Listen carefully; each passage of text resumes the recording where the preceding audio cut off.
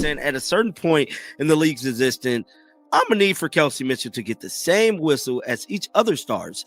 The way she gets assaulted is insane, actually. And I've considered roping my sister in it to have office purse charges. Now, this is when Caitlin Clark chimed in. Caitlin Clark said, careful, you're going to get fined. Then Sydney Colson said, I can't get. So, the WNBA is in a whole new firestorm right now. Caitlin Clark and Sydney Colson are finally speaking out big time about what they're calling clear referee bias. These Indiana Fever stars aren't holding anything back, pointing to double standards that have gotten everyone, fans and players, super angry. Their bold statements have really kickstarted this huge debate again about fairness in the league. And honestly, the WNBA can't just ignore these tough questions. This whole controversy could finally bring one of the league's most secret issues right into the open. Who paying you, ref? Who you betting on? And mind you, there was some problems going on with the shot clock throughout the game. But man, there is no way. Right at the end of the game, you should be on top of it. You telling me you're not paying attention to when some hands touch that ball? Come on, man. And then to reward them with the timeout, like, fam, that's crazy work. Look, Caitlin Clark, like, what is going on here? She's like, no. Look, Caitlin ready to run the floor, fam. She's like. Here's what happened. After the Indiana Fever grabbed a wild 76-75 win against the Los Angeles Sparks back on August 29th, that big moment of triumph quickly just went sideways. Sydney Colson, who's been sidelined recovering from a torn ACL and watching from her couch, saw something during that game that just made her absolutely furious. And that moment totally reignited all those worries about officiating and bias that honestly have been bothering the WNBA all season long. There is one referee. We definitely have to check for betting slips for this guy right here. I think his name is like Agun Agazi, because it sure seemed like he did not want to let the Fever take away this win, making the last 1.9 seconds last almost 5 minutes. He was just like letting them call a reset timeout, and then he was like, no, it's a foul. But I think the worst part about that 1.9 seconds was when 0.4 seconds was left on the clock, and Kelsey Mitchell was at the free throw line. She was trying to miss on purpose because that takes time off of the clock, because if she would have made it in, they would have been able to inbound and possibly do a tip in. But this guy allowed a reset timeout. When do you allow a reset timeout with 0.4 seconds? Okay, so in the second quarter, Kelsey Mitchell was driving super hard to the basket, right? And then Kelsey Plum just totally grabbed and yanked her like a blatant move to stop the play. I mean, the foul was so obvious, so aggressive, that even people way up in the nosebleed seats could see it. But somehow, those officials just swallowed their whistles. Nothing. Oh, there's Leah. You gave them every chance to win. If you look at this in slow motion, you can see Caitlin Clark clearly smiling in confusion, smiling in, did that really just happen? Smiling in, you sly W. And she says, she points at the other team, you gave them every chance to win. Oh, goodness gracious. Caitlin Clark, she's chomping at the bits to start talking to these referees during the game, during free throws, after the game. What's crazy is the referees just let it slide, like they were watching a totally different game or something. Mitchell actually powered through and finished the layup, but that missed call just sparked outrage. The Fever bench literally erupted in disbelief, and honestly, from that point on, the tensions just boiled over, totally setting the stage for the rest of the game to feel completely different. That's what everybody saw in that game. Like, it didn't really matter what was going on. We all knew what was happening. We all knew what was happening there. And the game was being given. The game was absolutely being given to the Sparks. They were giving the Sparks every single chance possible to go and win that game. Even though realistically, did they deserve to win that game? Hell no. Hell no. They did not. And I mean that. They did not deserve to win that game. And get this, even with her injury, Caitlin Clark just couldn't stay quiet.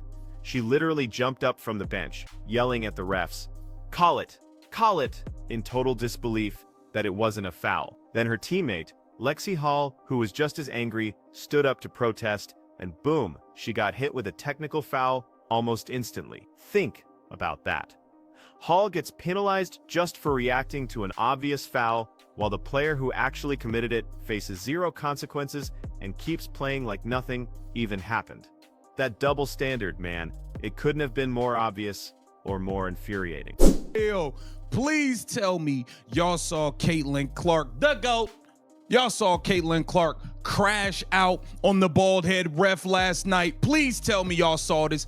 And she had Caitlin Clark spazzed on the referee last night. And I'm not mad about it. I see a lot of the haters talking about, oh, she be doing too much with her. Man, mind your business. You are not in a GOAT's place, so stay out of a GOAT's business, okay? It's that simple. The officiating was awful last night. I don't know what was going on in that Los Angeles Sparks Indiana Fever game, but the officiating was flat out. And then things really just blew up. Watching all that chaos from her living room, Sydney Colson had finally seen enough. She fired off a tweet that absolutely lit social media on fire, saying, at a certain point in the league's existence, I'll need Kelsey Mitchell to get the same whistle as other stars. The way she gets assaulted is insane, actually, and I've considered roping my sister in to have her office pursue charges. This wasn't just some casual comment from an injured player looking for likes. Colson meant every single word. She was directly calling out what so many people have been whispering about for years. This blatant, systemic bias against certain teams and players, especially the Indiana Fever. Her tweet went viral instantly, connecting with fans, players, and analysts everywhere. And just as that storm was picking up even more, Caitlin Clark jumped into the conversation, totally backing Colson up and adding even more fuel to an already explosive situation. But Kelsey Mitchell's whistle last night was horrific.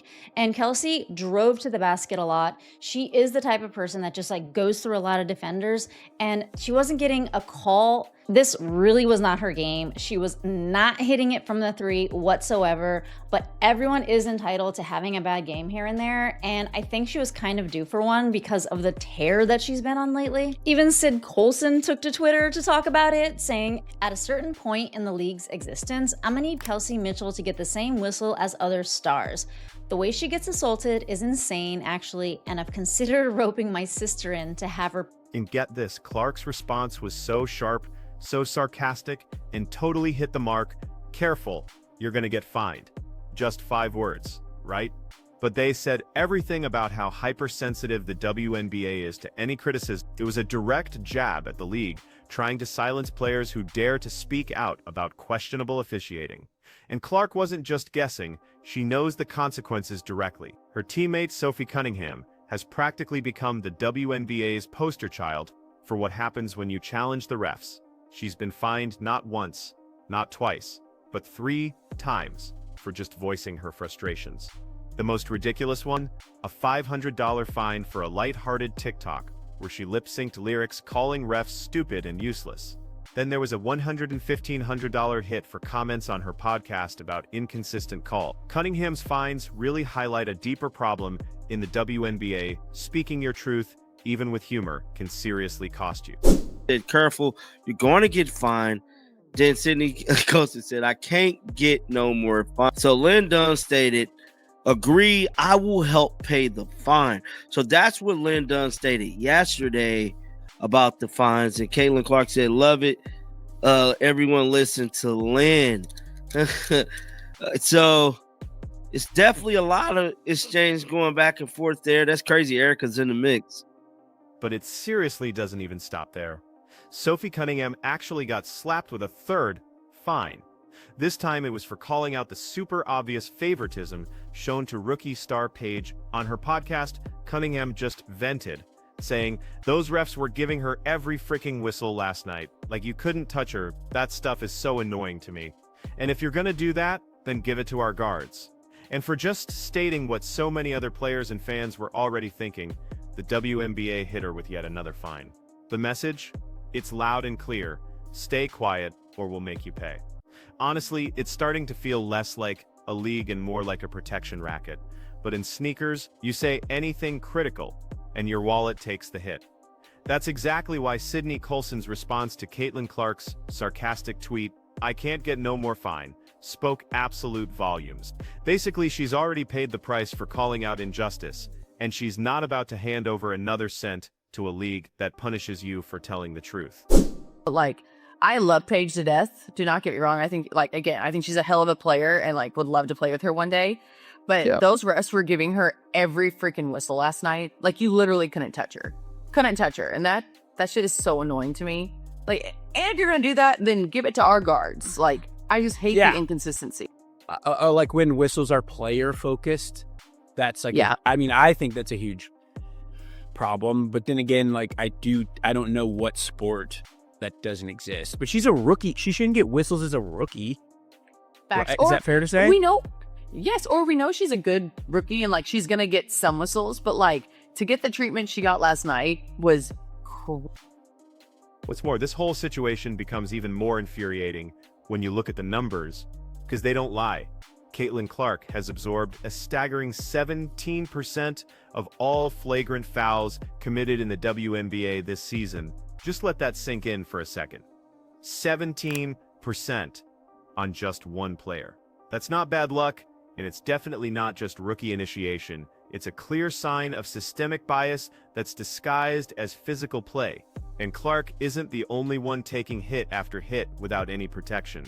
If you compare that to the super generous foul calls other top-tier stars get, that double standard just becomes glaringly obvious. But instead of actually addressing the real problem, this wildly inconsistent and sometimes even dangerous officiating, the WNBA has just chosen to fine players into silence. They seem way more invested in shielding referees from any criticism than in actually upholding fairness and player safety. Sophie Cunningham put it so reasonably when she said, "If I was a ref, I know I would mess up all the time. But when it is a simple call right in front of your face multiple times, what are you doing?" The league didn't listen. They just fined her. Again. More people are talking about the refs than that. More people are talking about Caitlin Clark's reaction than that. And that just sums up how bad the refereeing is that we have seen an unbelievable game. We have seen an unbelievable game. A game where you're like, okay, maybe, just maybe, the Fever have not even just maybe, the Fever put themselves in a great position. They put themselves in a great position to succeed. But now you're looking and you're like, what do people remember from this game? Caitlin Clark having to be restrained by her team. Look, this isn't just about a couple of missed calls or isolated games anymore.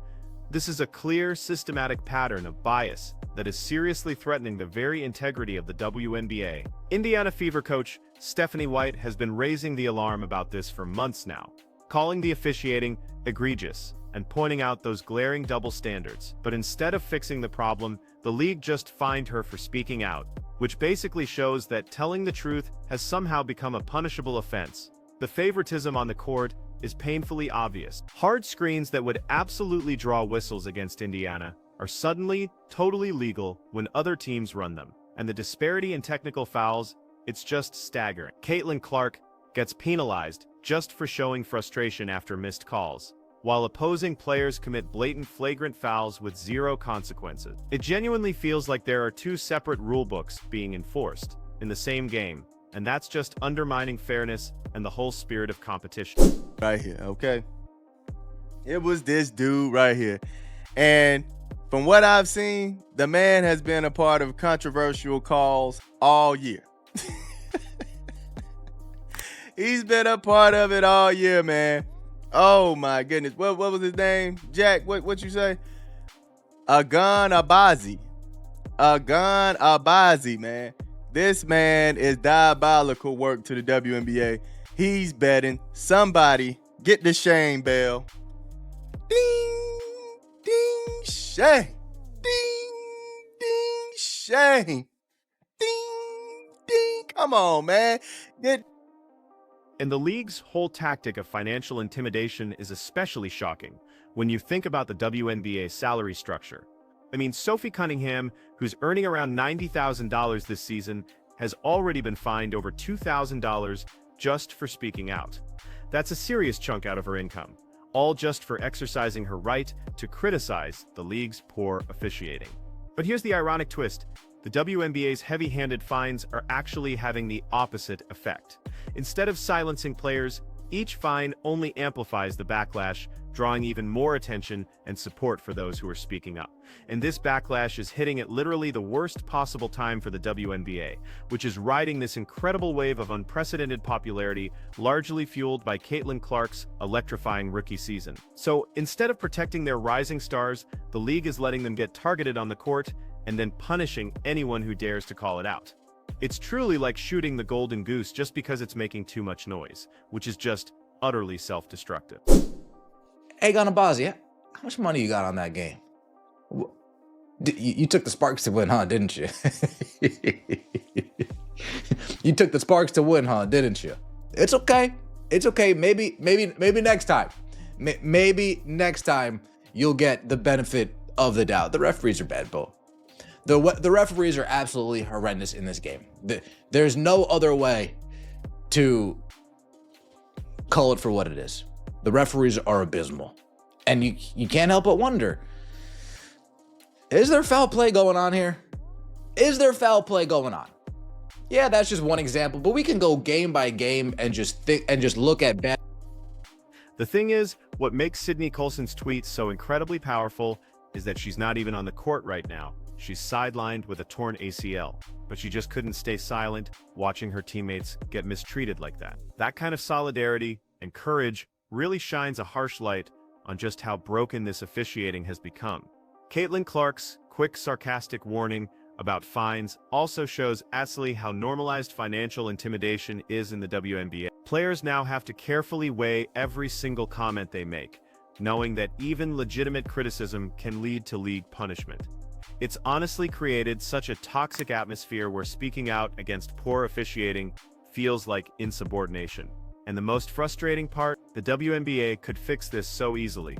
Better referee training, clear accountability, and a real willingness to accept valid criticism could go such a long way. Instead, the league has chosen financial bullying and victim blaming, punishing players for just calling out injustice. Meanwhile, inconsistent officiating continues to totally overshadow games, obvious fouls get ignored, phantom calls swing momentum, and star players who should be protected get targeted without any consequences. It's like the refs are watching a completely different game, and until the league addresses this head-on, the integrity of the sport seriously remains at risk. Syd Colson is someone that everyone used to call the face of the league because she gets along with everybody. So when she's taking to Twitter to complain about something, it must be bad. Because usually she's just really funny, kind of cracking jokes here and there. And although this was pretty funny, there was a tone of seriousness, like calling out the referees, because the way that the Indiana Fever has been officiated, I think she finally understands from being on the team. And I'm telling you, this team sticks together. Her whistle was so bad last night that Lexi Hull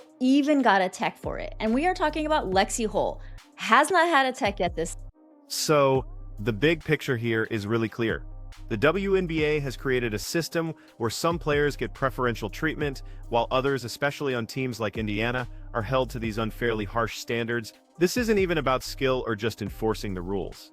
It's honestly about preserving a narrative that the league office wants to control. But now, with Caitlin Clark and Sydney Colson refusing to stay silent, this rigged system is finally being exposed. This referee bias is influencing game outcomes more than the actual basketball being played on the court. And the league's reaction, just finding anyone who calls it out, only highlights how desperate they are to protect this illusion of fairness. The fact that players are genuinely willing to risk thousands of dollars in fines just to speak up, that speaks absolute volumes about how deep this problem actually runs. When professional athletes prefer financial punishment over staying silent, that is a crystal clear sign the system is broken. Until the WNBA addresses this head-on, questions about integrity and fairness will continue to overshadow all of the league's growth and success.